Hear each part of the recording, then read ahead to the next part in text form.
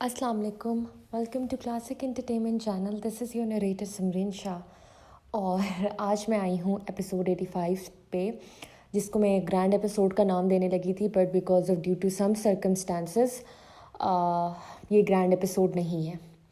वजह इसकी ये है कि मुझे इतना गुस्सा आ रहा है इस वक्त, आप लोगों पे नहीं आ रहा, अपनी सिचुएशन पे आ रहा है कि मैं जो प्लान करती हूँ वो हमेशा प्लान के मुताबिक नहीं होता। अगर मैं कहती हूँ कि इस टाइम पे ये चीज़ हो जाए या वो उस टाइम पे हो जाए, मैं ये कर लूँगी, मैं वो कर लूँगी, लेकिन खैर कोई बात नहीं। एटलीस्ट आज के दिन तो मैं आपको दे रही हूँ, वरना आज मेरा जितना दिल ख़राब हुआ था, प्लीज़ इसको ज़रूर सुनिएगा। मुझे पता है कि आप लोग नॉवल शुरू कर दोगे और फिर एंड पे लिखोगे कि आपने तो कहा था कि ये किस्त तो बहुत लंबी होगी, इसमें तो शादी भी होगी, इसमें सब कुछ होगा। मुझे तो अब अपने बोल से भी बड़ा डर लगता है कि मैं जो बोलती हूँ वो हमेशा पूरा क्यों नहीं होता। बट एनीवेज़, रीज़न ये थी, मैंने अपनी किस्त दोबारा मुझे लिखनी पड़ी। और मत पूछें कि मेरा हाथ और कंधे इस वक्त दुख चुके हैं कि मैंने 2 या 3 घंटे के अंदर अंदर दोबारा किस्त लिखी। हुआ ये था, 2 डेज़ के अंदर अंदर मैंने प्लान किया था कि मैं एक बहुत ग्रैंड और स्पेशल एपिसोड्स दूंगी, क्योंकि ऑलमोस्ट अब चैप्टर 3 ख़त्म होने वाला है मेरे ख्याल से। 31 अक्टूबर तक चैप्टर 3 ख़त्म हो जाएगा और उसके साथ मैं एक बहुत बड़ा सरप्राइज़ भी लाने वाली हूँ आपके लिए। खैर अभी मैं कुछ भी नहीं बोलूँगी क्योंकि नज़र लग जाती है, काम सीधे नहीं होते, उल्टे पुट्ठे हो जाते हैं। तो हुआ ये कि मैंने इतनी मुश्किलों से शादी के सारे सीन्स लिख डाले, and I am not even joking, सच बता रही हूँ, और मेरी पूरी किस्त उड़ गई। अब आप, मुझे पता है कि अगर कोई राइटर मुझे पढ़ रहा होगा या कोई राइटर जानता होगा, वो मेरी कैफियत समझता होगा कि इतनी मेहनत से 2 दिन लगा के एक स्पेशल सरप्राइज़ तैयार कर रही थी और वो सारा उड़ गया। तो जितनी मेरी फिर हिम्मत हो सकी, क्योंकि आज का वादा किया था, वादे से फिर नहीं सकती थी, और आपका बहुत ख्याल किया, लेकिन प्लीज़ आपके इस पढ़ते में मेरा भी ख्याल कीजिएगा, वरना मुझे सिकंदर भाग की तरह गुस्सा आ जाएगा और मैं आपको ट्रैम्पल करूँगी, और मेरा ट्रैम्पल ये होगा, मैं 1 हफ़्ते तक फिर किस्त नहीं दूँगी। तो किस्त को शुरू करने से पहले बड़े तहम्मुल से आप लोगों ने मेरी बात सुनी। अगर सुनी तो thank you very much. Support बस करना है, और मैंने जितना लिखा है वो काफ़ी लंबा है, और प्लीज़ मेरे हाथों कंधों पे थोड़ा सा रहम कीजिएगा। तो इंशाल्लाह कोशिश रहेगी कि कल तक दूँ, नहीं हुई तो अपने यूजुअल टाइम पे 1 दिन छोड़ के या 2 दिन छोड़ के आती है किस्त। तो स्टे ट्यून रहिए और प्लीज़ प्लीज़ तावन कीजिएगा बिफोर स्टार्टिंग द किस्त। Thank you very much. इरुष्का episode 85 bye सिमरन शाह। माजी, इसमें वाइट ट्यूलिप ऐड कर दें, ज़्यादा अच्छा लगेगा। आपको तो एतराज़ नहीं है अंकल? इरहा ने इवेंट मैनेजर से कहा और फिर मुस्तफ़ा से पूछा, जो टैबलेट पकड़े अपने ऑफिस से मुतल्लिक मेल्स पढ़ रहा था और इसके साथ खड़ा था। चौंक कर देखने लगा। किस चीज़ का बेटा? वो मैं चाह रही हूँ ट्यूलिप के हर टेबल पे सेटिंग हो, मतलब दुआ को पसंद है ना ऐसे फूल। मुस्तफ़ा ने कंधे उचकाए, जैसा मेरी बेटी को मुनासिब लगे। मैं ज़रा अपनी बीवी को देखा हूँ किधर चली गई है, कोई इसे देख ना रहा हो। इरहा फिर इंस्ट्रक्शन देने के बाद मुतमिन हो गई तो इवेंट मैनेजर जैरो को बोला, मुझे 10 मिनट दे सकती हैं, मैं अपने ट्रक से सैंपल लाता हूँ। आप राज़ी नहीं हो रही तो क्या पता देखने के बाद हो जाए। वो लाल कारपेट की तजवीज़ कर रहा था, लेकिन इरहा के मुताबिक थीम वाइट और ब्लैक थी तो लाल शोखा लुक देगा। हालांकि दुआ लाल जोड़ा ही पहन रही थी, तो इरहा के मुताबिक सिर्फ दुआ का जोड़ा ही उठना चाहिए। जब भी इसने थीम में रेड टच नहीं लाने का कहा। इसे मुस्तफ़ा और हया की तरफ से खुली छूट मिली थी। ठीक है। फिर वो चला गया। वो इस कंट्री क्लब को देखने लगी। पहले तो ये तय था कि पापा होटल में ये तकरीब रखेंगे, लेकिन पापा के बहुत अहम मेहमान सिंगापुर से अपनी बेटी की शादी यहाँ करना चाहते थे। हालांकि इस दिन शादी नहीं थी, लेकिन बुकिंग उन्होंने 1 हफ्ते की करवाई हुई थी। वो गैंगस्टर थे और वो इरहा को गैंगस्टर के ग्रोह से दूर ही रखना पसंद करते थे, इसलिए साफ बहाना बना लिया। फिर मुस्तफ़ा के जानने वालों के क्लब में बुकिंग हुई, जिसके बैक यार्ड पे तकरीब रख रहे थे। तकरीबन 200 लोग आ रहे थे, जो कि अब भी मुस्तफ़ा आसिफ के लिए कम थे। वो इस पूरे ग्राउंड का जायज़ा लेते हुए चहलकदमी करते हुए दूसरी तरफ आ गई, जहाँ शूटिंग क्लब था। ये वही क्लब था जिस पे इरू जाने की ख्वाहिशमंद थी, और यहाँ सिर्फ मेंबर जा सकते थे, और इधर की मेंबरशिप सिर्फ मुस्तफ़ा अंकल और बुराक के पास थी। वो बड़े इश्तियाक से 3-4 बंदों को निशाने पे शूट करते हुए देख रही थी, लेकिन एक को छोड़कर दोनों के निशाने बेढंगे थे, और बार बार निशाना मिस होने पर वो मुंह बना लेते। इरहा सीने पे बाजू लपेटे ये सब देख रही थी। इसकी अपनी गन इस वक्त जेब में थी। इसका भी दिल था वो ये खेल खेले, मगर वो इस काम के लिए नहीं आई थी।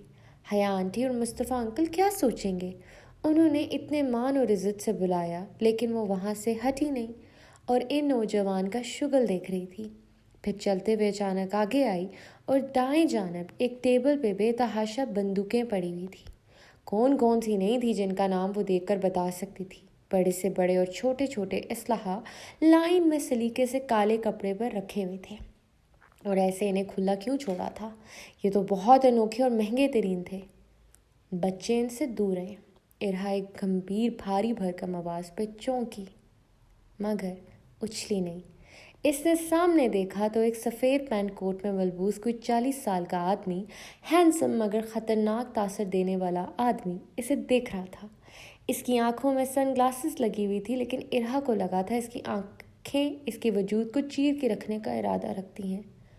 इसकी कनपटी और दाढ़ी पे सफ़ेद बाल भी इसकी कशिश में कमी नहीं लाई थी, लेकिन जो भी था इसे महसूस हो गया था वो आदमी ठीक नहीं है।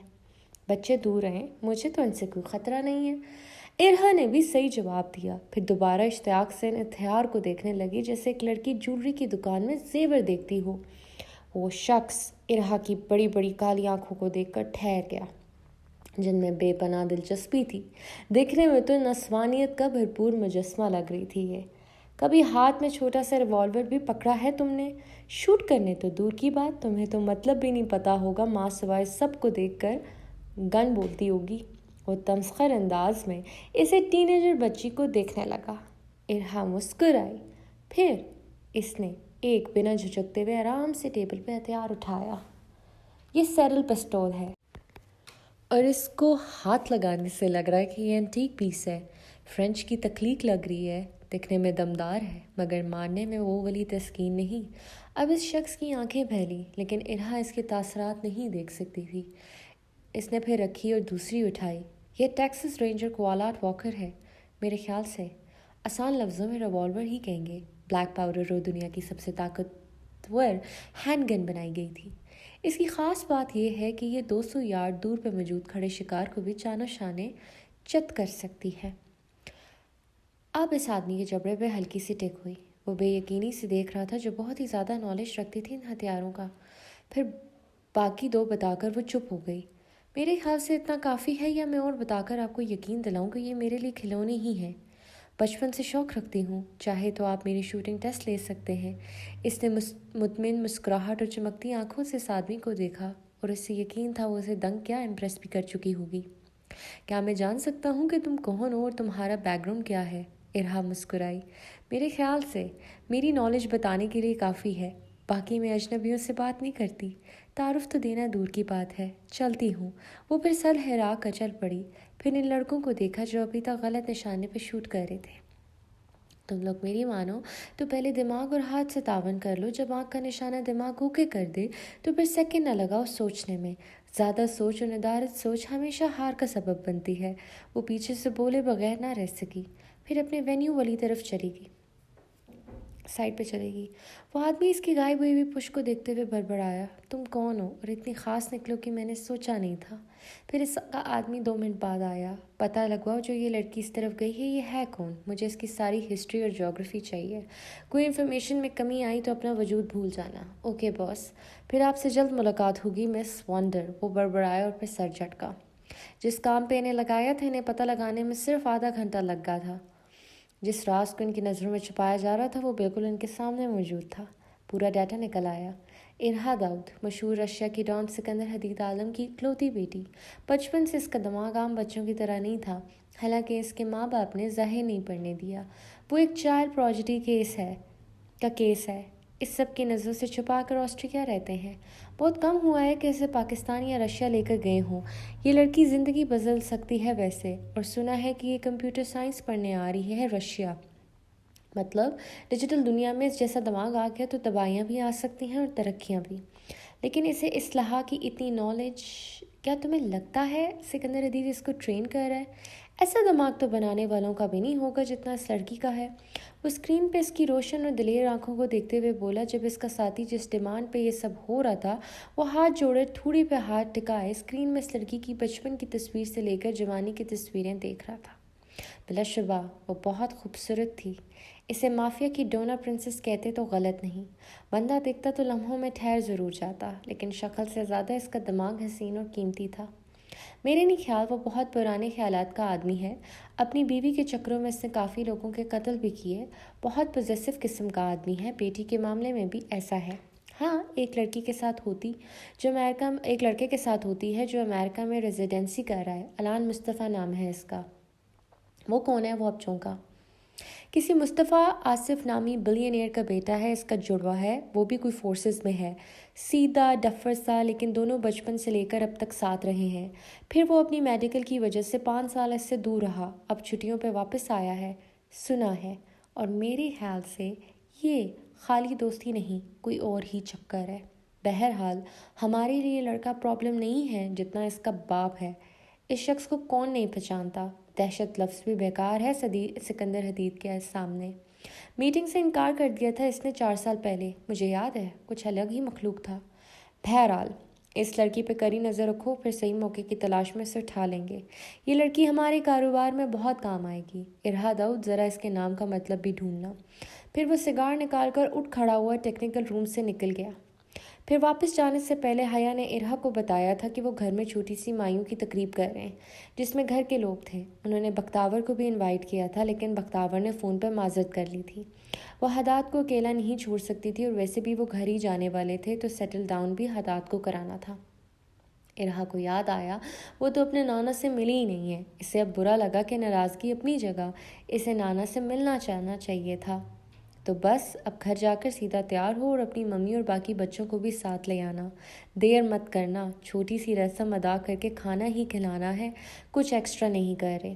وہ پھر گھر واپس آئی تو اسے توقع تھی کہ ایلی سے ملاقات ہوگی، وہ وہاں نہیں تھا۔ البتہ بچہ پارٹی اکٹھی ہوئی تھی لاؤنج میں، جس سے گھر کی رونق بڑھ گئی تھی۔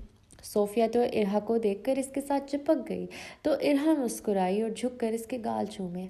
چلو سب تیار ہو جاؤ، شاباش، ہم نے تھوڑی دیر میں مصطفیٰ انکل کے گھر جانا ہے۔ ہیں کیوں؟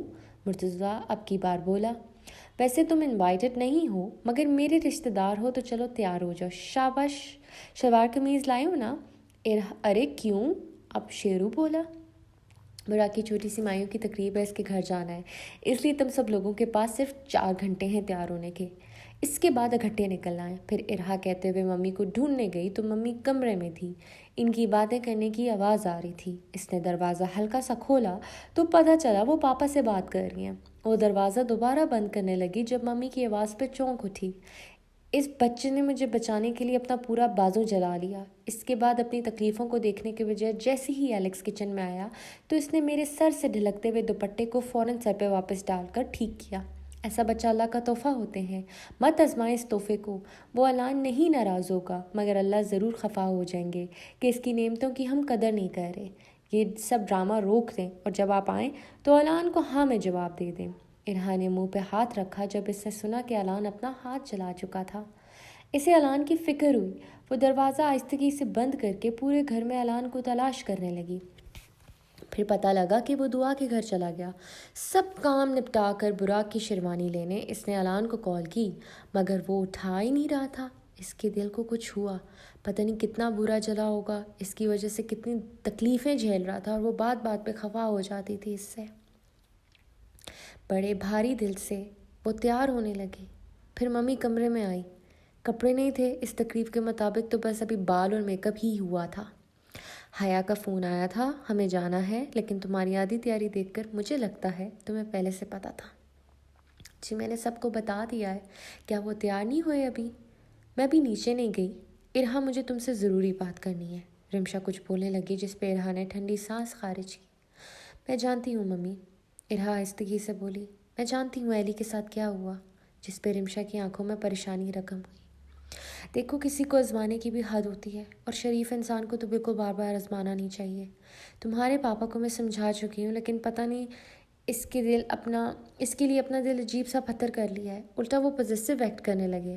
مجھے لگتا ہے جیسے ماموں تمہارے پاپا کے بزنس میں انوالو ہوئے ہیں ویسے ہی وہ اعلان کو کرنا چاہتے ہیں، جو کہ نہ مجھے قبول ہے، نہ اس کے ماں باپ کو ہوگا، اور نہ ہی اس کی نیک طبیعت برداشت کر پائے گی. تمہارے معاملے میں وہ حامی بڑھ سکتا ہے روح، لیکن نبھانا آسان نہیں. مافیا ایک گندی جگہ ہے. اب ارہا کو آخری بات چبھی. آپ ٹھیک کہہ رہی ہیں، لیکن میں بھی اس معاملے میں بس ہوں ممی. نہ میں ایلی کو سمجھا سکتی ہوں اور نہ پاپا کو. لیکن ایلی نے جس طرح ہاتھ چلایا یہ ٹو مچ تھا. یہ تو پاگل بتانی جان ہی نہ لے امپریس کرنے کے چکر میں. بچپن سے ہی کمپٹیشن کی عادت تھی، جنونی ہو جاتا تھا. اب احساس ہوا وہ صرف پڑھائی، کھیل اور دینی معاملات میں ایسا نہیں تھا. میں بات کرتی ہوں لیکن پتہ نہیں کیوں نہ پاپا آپ کی بات سنیں گے اور نہ ایلی. رمشا نے بیٹی کی بات پر اتفاق کیا. ٹھیک کہہ رہی ہو. چلو لیکن اب سکندر کو آنے دو، میں اس تماشے کو فل سٹاپ لگا کر رہوں گی. خیر تمہارے پاس کوئی ڈریس ہے یا میں اپنا نکالوں؟ آپ اپنا نکال دیں. پھر رمشا نے اس کے لیے پاکستان سے پہلے ہی کچھ ڈریسز منگوائے تھے جو درینا نے مرتضیٰ کے ہاتھوں بھجوائے تھے. مرتضیٰ کو پتہ نہیں تھا کہ ارو کی چیزیں ہیں. اس نے سب رمشا کو پکڑا دیا اور رمشا نے ارہا کو نہیں دیا کہ وہ الماری میں ادھر ادھر بے فکری سے پھینک دے گی. اس میں سے مسٹرڈ رنگ کی خوبصورت انارکلی فراک لے کر آئی جس کا دوپٹہ شفون کا تھا اور اس پہ ہلکی سی نفیس بارڈر لگی ہوئی تھی. تقریب کے مطابق رمشا کو یہی بہتر لگا. ارہا نے دیکھا تو ہنستے ہوئے بولی، ممی باقی کا بائیوں ہے، میرا نہیں، یہ تو بہت زیادہ ہو جائے گا. زیادہ مین میخ مت نکالو. میں ذرا صوفی کو دیکھا ہوں، اس کے کپڑے نہ ملے تو ماموں کے گھر سے لانے ہوں گے. تم تیار ہو جاؤ، لڑکوں پہ بھی ذرا زور ڈالنا. وہ تیار ہونے کے بجائے گیم کھیلنے شروع ہو گئے. سکندر ہوتے تو ابھی سیدھے کر دیتے. بات ہی کہاں سنتے ہیں. نہیں آپ دیکھیں، میں تیار ہو کر ان کے سر پہ ڈنڈا رکھتی ہوں. پھر وہ ڈریس پہن کر کانوں میں چھوٹے سے پرل ڈراپ ٹاپس پہننے لگی اور پھر فون اٹھا کر اپنی سیلفی لی اور کچھ سوچ کر الان کو میسج بھیجا. ہاتھ چلانے کے بعد میری ایلی کی اتنی ٹریٹ تو بنتی ہے، دیکھو لو مجھے جی بھر کے. اس کے بعد یہ لکھ کر نہ صرف وہ شرارت سے مسکرائی بلکہ اس کے گال بھی تپ اٹھے. وہ انتظار کرنے لگی کہ ایلی کا کوئی میسج آئے گا، کیا کہے گا، ضرور کوئی بے باکی بات ہوگی. وہ شریف ایلی تھوڑی تھا اس کے سامنے اکیلے میں. جب سے وہ اس کا شوہر بنا ہے اس سے اندازہ ہو گیا بیوہ بچہ صرف وہ دنیا کے لیے ہے، بیوی کے لیے نہیں. اب اس کے ماتھے پہ بل آئے جب 10 منٹ بعد بھی الان کا جواب نہیں آیا. ہو سکتا ہے مصروف ہو. گھر میں بھی تیاری چل رہی ہوں گی. مجھے اب باقیوں کو دیکھنا چاہیے کہ تیار ہوئے بھی ہیں کہ نہیں.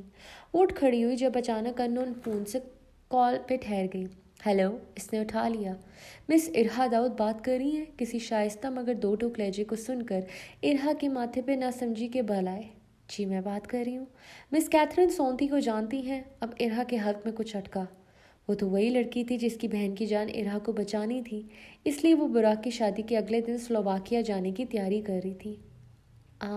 خیریت؟ اس نے تصدیق نہیں کی کہ وہ اس کال کی وجہ جاننا چاہتی تھی. میں آفیسر جونا بات کر رہی ہوں. اور کیتھرین سونتی نے خودکشی کرنے کی کوشش کی. اس کے پاس جو موبائل تھا اس میں صرف آپ کا کانٹیکٹ نمبر سیو تھا. کیا آپ ہاسپٹل آ سکتی ہیں؟ کچھ بیان لینا تھا. Dam it. ارہا نے اپنے منہ پہ ہاتھ رکھا. کدھر پھنسا دیا اس لڑکی نے. میں آج اور کل بزی ہوں، شہر میں نہیں ہوں. کیا مجھے اتنا وقت دے سکتی ہیں؟ دیکھیں یہ معاملہ ہم اتنا لمبا نہیں لٹکا سکتے. رائٹ. ارہا نے لب کاٹے. اسٹوپڈ، بالکل اسٹوپڈ. ارہا کا دل کر رہا تھا اس کیتھی کی بچی کی گچی مڑوڑ دے. لیکن قانون کے مطابق صرف میرا کانٹیکٹ نمبر ہونے سے آپ صرف پوچھ گچھ کر سکتی ہیں. میرے خلاف کوئی ایسا ثبوت نہیں. میں نے صرف اس کی مدد کی تھی کیونکہ وہ غریب لڑکی تھی اور اس مددگار کی تلاش تھی. لیکن آپ کی ڈیوٹی ہے تو میں کچھ نہیں کہتی. لیکن کیا مجھے 2 دن مل سکتے ہیں؟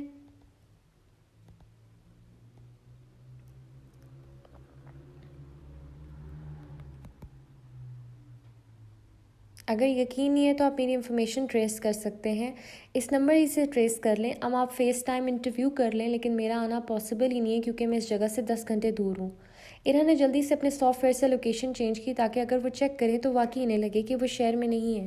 یہ خاص ایپ تھی جس پہ پولیس بھی پتہ نہیں لگوا سکتی تھی. یہ پاپا نے اپنے ٹیک بندے سے خریدی تھی اور ارہا نے بعد میں اس کا سسٹم ہیک کر کے اپنا ڈیوائس میں ڈاؤن لوڈ کر لیا تھا. ٹھیک ہے مس داؤد، ہم آپ کا انتظار کرنے کو تیار ہیں مگر اس سے زیادہ آپ کو موقع نہیں دیں گے. ان کے لہجے پہ چھپی وارننگ پہ ارہا کو اتنا خوف نہیں تھا. آخر وہ باغی بیٹی تھی. کم سے کم وہ پولیس وغیرہ سے نہیں ڈرتی تھی. آپ کو شکایت کا موقع نہیں ملے گا لیکن اس لڑکی کے علاج میں جو بل بنا اسے میں پے کرنے کو تیار ہوں. وہ ٹھیک تو ہے یا نہیں؟ وہ ٹھیک ہے. اور اس کی ضرورت نہیں ہے، بس آپ اسٹیشن آ جائیے گا، آفیسر نے کہتے ہوئے دو ٹوک انداز میں فون بند کر دیا۔ اس کیتھرین، جس کو کرسٹی کے نام سے متعارف کیا تھا، اس سے اتنی بڑی حماقت کی توقع نہیں کی تھی۔ وہ بھی شاید اتنے عرصے سے نامید ہو کر دل ہار بیٹھی تھی، اور ارہا بھی آخر کیا کرتی۔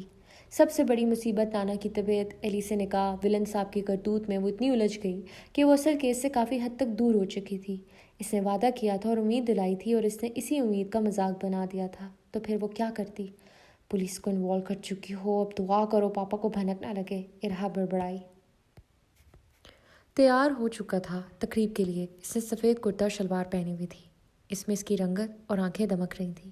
آئینے میں اپنے بال بناتے ہوئے اپنی بلائیں بھی ساتھ لے رہا تھا۔ کتنا تم کروڑوں میں ایک ہو اور کس کے ہاتھوں پھنس رہے ہو۔ جانتا ہوں دعا میرے لیے نہیں بنی، لیکن بچپن سے مجھے ہیرو بننے کی عادت رہی ہے۔ اب محترمہ ہے بھی میرے خاندان کی عزت، اور برات مصطفیٰ اپنے خاندان کی عزت پہ کیسے حرف آنے دے سکتا تھا؟ مگر پریشان مت ہو، دوسری شادی اس سے کروں گا جو سارا دن میرا نام سے اپنے دن کا آغاز کرے گی اور رات کو اختتام۔ آخر کو ہارٹ تھروبنگ ہینڈسمنس ہوں۔ اف، نظر نہ لگے، ویسے اپنی بیوی کی کالی نظروں کا شکار ہو چکا ہوں گا۔ وہ خود سے بولتے ہوئے اپنے وجود کو سپرے سے مہکانے لگا۔ اس کے بعد وہ بیڈ کے سامنے آیا جہاں اس کی شیروانی الان لا کر رکھ چکا تھا، اور چلا گیا تھا۔ چیک تو کریں بنی کیسے ہے؟ جیسے بھی بنی ہو، اس نے اٹھنا میرے پہننے سے ہے۔ آخر کو اللہ تعالیٰ نے تمام کشش میرے خاندان میں مجھے ہی تو دی ہے۔ اس نے بیگ کی زپ کھولی اور اس نے اپنی شیروانی نکالی تو اس کا منہ کھل گیا، ساتھ ساتھ آنکھیں بھی باہر آ گئی۔ شیروانی کا فرنٹ ٹھیک تھا، لیکن دونوں بازوں کا کپڑا بالکل مختلف لگا ہوا تھا۔ رنگ برنگے 7 رنگوں کے چمکیلے بازوں کو دیکھ کر براق کا دماغ گھوم گیا۔ Mummy, mummy! وہ شیروانی کو پکڑے دندناتے ہوئے نیچے آیا۔ کیا ہوا براق؟ حیا تھالی سجا رہی تھی۔ مریم نور، گڑیا اور بھابھی کے ساتھ امیرہ پارلر گئی ہوئی تھی۔ جلدی چلے گئے کیونکہ یہاں 5 بجے بند ہو جاتا تھا سب۔ حیا البتہ گھر میں تیار ہونے والی تھی۔ یہ رنویر سنگھ کا ڈیزائنر ہائر کیا تھا آپ نے؟ یہ کیا بھیج دیا؟ میں یہ پہنوں گا نکاح میں؟ حیا نے بھی جوڑا دیکھا تو اس کی بھی آنکھیں کھلی کی کھلی رہ گئی۔ لیکن یہ تو تمہاری فجر پھپھو کی نگرانی میں بنا تھا، انہوں نے کہا تھا وہ ارینج کریں گی نکاح کا جوڑا۔ اسی نے تو بھیجا تھا تمہیں فٹنگ کے لیے بوتیک، اور اب الان لایا ہے۔ کیا الان نے چیک نہیں کیا تھا؟ وہ ارہا داؤد کے علاوہ کسی چیز کو چیک ہی نہیں کرے گا۔ اس سے کیا امید لگا رہی ہیں؟ اور پھپھو نے مجھے جوکر بنانا ہے؟ مانا کہ میں کچھ بھی پہنوں گا ہیرو لگوں گا۔ لیکن ایک منٹ، سمجھ گیا میں، یہ کس ڈیزائنر کی حرکت ہے؟ براق چونکا، پھر اس کے چہرے پہ بڑی شیطانی مسکراہٹ آئی۔ کس کی؟ حیا تو بہت پریشان لگ رہی تھی۔ ظاہر ہے کل صبح نکاح تھا اور شام میں کیسے مسئلے کا حل نکلے گا؟ اتنا پریشان ہونے کی ضرورت نہیں ہے، برانڈ نیو سوٹ پڑے ہوں گے وہ پہن لینا۔ براق نے نفی میں سر ہلایا۔ نہیں ممی، جب ایک ٹیلر ہے تو کیوں فکر کرنی؟ آتا ہوں، ٹیلر سے ٹھیک کروا کے آتا ہوں یہ ڈریس۔ براق پھر ڈریس پکڑے چل پڑا۔ او خدایا، یہ کیا مذاق ہوا ہے؟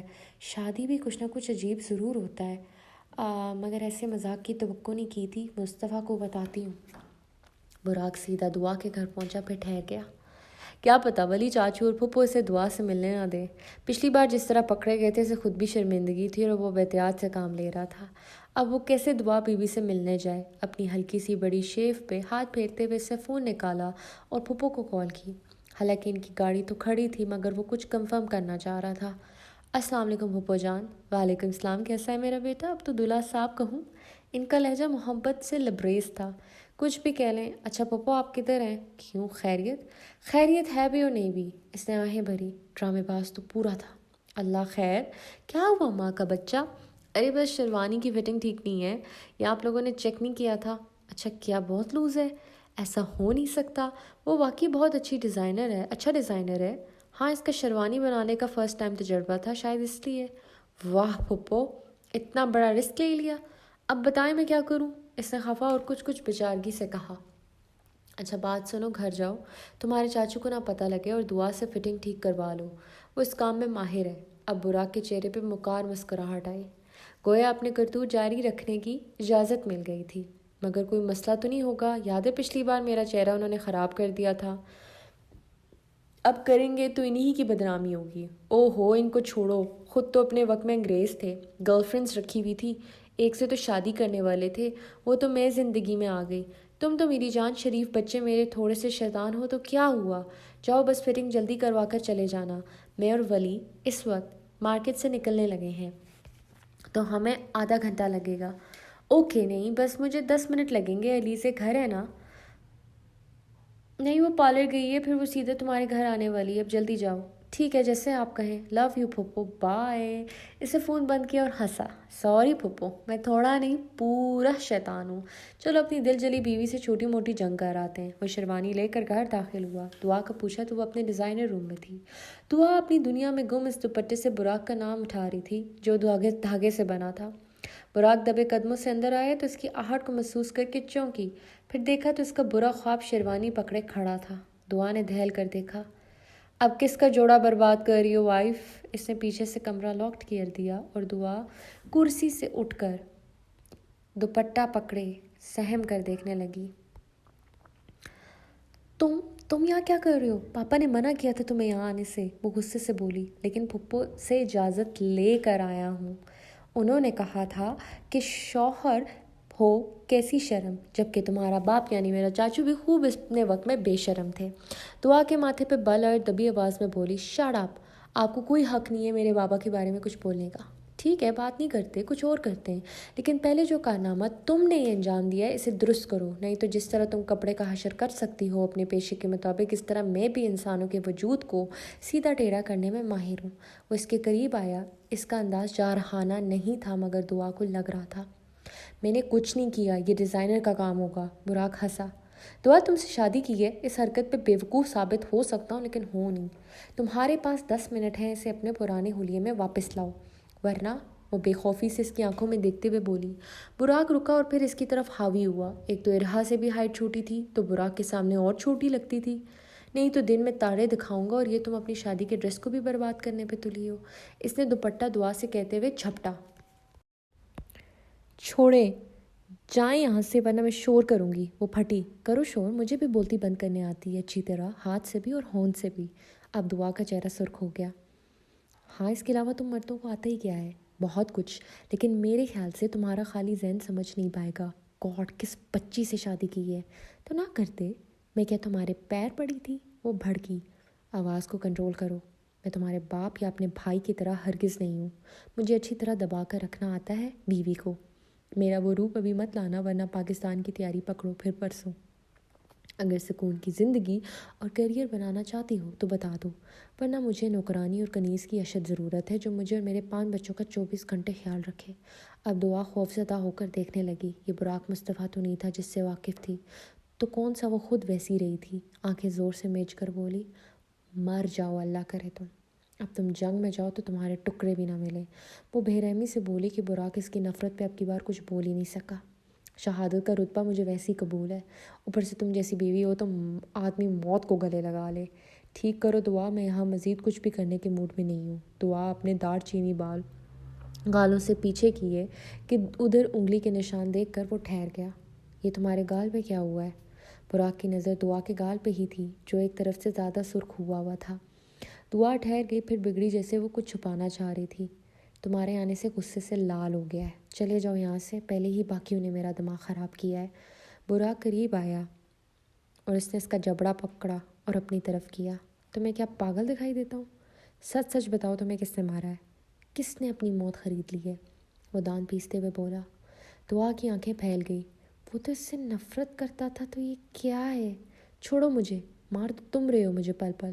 وہ اسے دھکا دیتے ہوئے سسکی۔ محترمہ، میں تمہارا یہاں ڈرامہ دیکھنے نہیں آیا، جو پوچھ رہا ہوں اس کا جواب دو کہ تمہیں کس نے مارا ہے؟ ولی چاچو، پھپھو، علیزے یا اس فرینچ باسٹرڈ نے؟ اگر کہوں ارہا نے تو کیا کرو گے؟ اسے مار دو گے؟ وہ پھٹی۔ براق کی نیلی آنکھیں ہلکی سی سیاہ ہو گئی۔ گریٹ، آج اس اڑو کی موت پکی۔ اب دعا بھوکلا گئی۔ حالانکہ ایرو نے کچھ غلط نہیں مارا تھا، اس نے واقعی بدتمیزی میں حد کراس کر دی تھی۔ ایرو کا بنتا تھا، وہ تو ایرو کا بڑا پن تھا، اس نے کوئی پرابلم کریٹ نہیں کی اس کے لیے۔ براق رکو، براق بات سنو۔ دعا نے سیدھا براق کا بازو پکڑا۔ Nobody touches my wife, even if she deserves to be killed, but nobody touches my wife۔ وہ گڑایا جس پہ دعا ساخت ہو گئی۔ جاری ہے. امید کرتی ہوں آپ کو قسط اچھی لگی ہوگی. آئی ہوپ کہ 24-25 منٹ کی ایپیسوڈ ہو چکی ہوگی جو کہ لمبی تھی, تو میرا لمبا والا وعدہ تو پورا ہوا. انشاءاللہ کوشش کروں گی کہ کل آپ کو کس دوں, نہیں تو سیٹرڈے کو آپ سب سے ملاقات ہوگی. پلیز تعاون کیجیے گا, پلیز نیچے کمنٹ پہ مجھے غصہ مت دلائیے گا, ورنہ میرے اندر سکندر بھاگ کا ٹریمپلنگ موڈ آ جائے گا. میں نے بہت تکلیف سے لکھی ہے یہ قسط, تو آئی ہوپ سو آپ کو پسند آئی ہوگی. اللہ حافظ.